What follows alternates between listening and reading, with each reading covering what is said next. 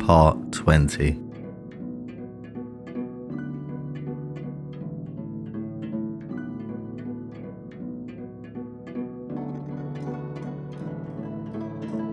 In this part, the attacker is punching towards the face.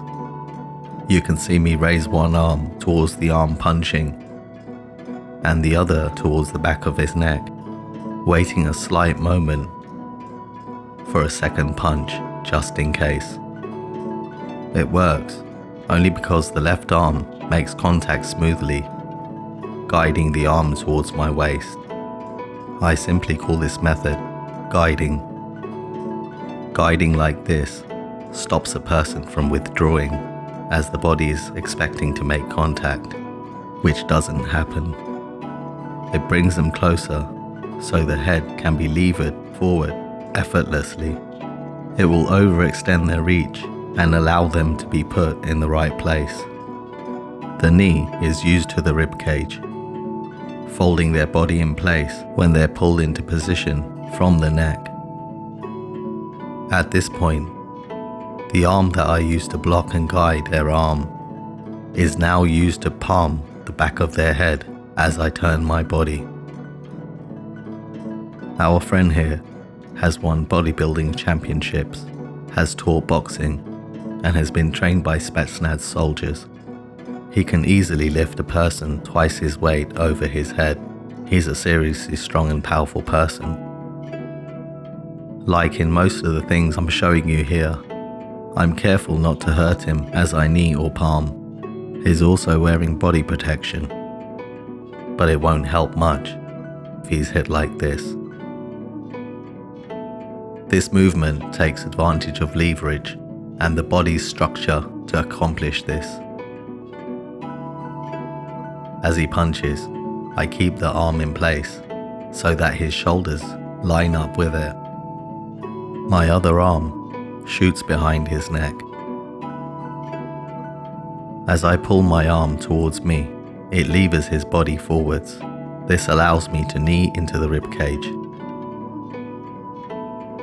As I do this, I continue to pull forward, releasing the hand that blocked to palm the back of the head. Palming to the back of the head will send a shock to the brain.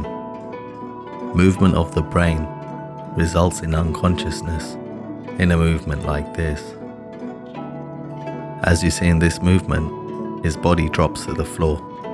What happens now is up to the terrain. If it's concrete or there's an obstacle in the way, the end result will be determined by that. If I were to adjust my stance, his head can also be guided towards my knee. A movement like this is primarily used to accomplish a result of unconsciousness. Some things to note from this technique is the use of the arm used to lever.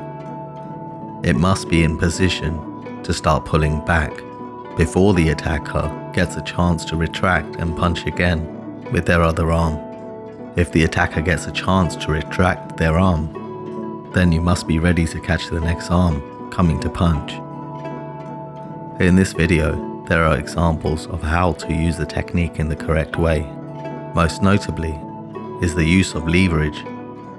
In this example, I pull his arm back as my hand pulls his neck forward. I'm standing right beside him. I apply the technique from the front.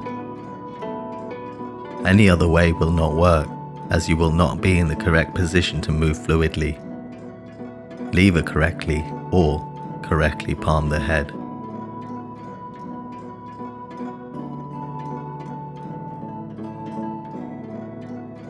If you enjoyed this video, please click the like button, consider subscribing, leave a comment, and if you know someone that can find this useful, please share it with them. Until next time, obstacles don't block our way. Obstacles guide us along the way.